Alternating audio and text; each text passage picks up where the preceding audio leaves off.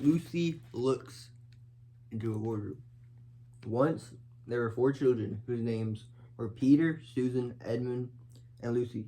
This story is about something that happened to them when they were sent away from London during the war because of the air raids.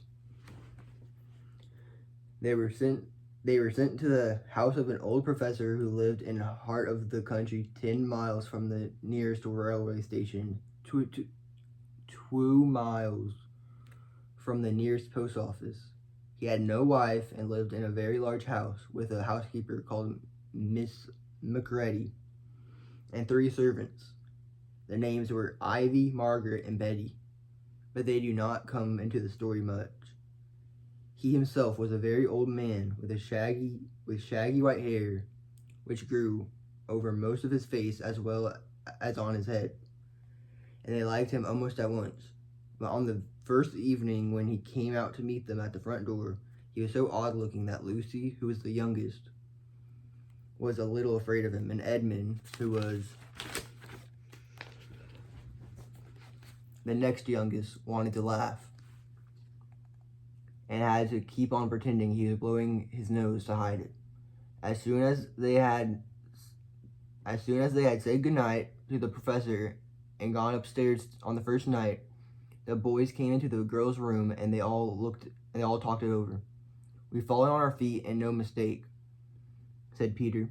This is going to be perfectly splendid.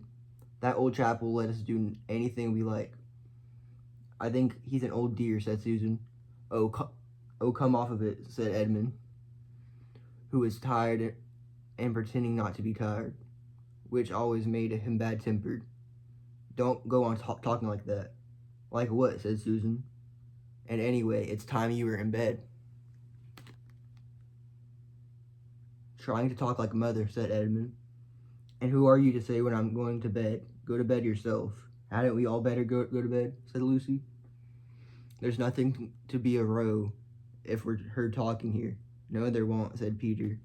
"I tell you, this is the sort of house where no one's going to mind what we do anyway. They won't hear us.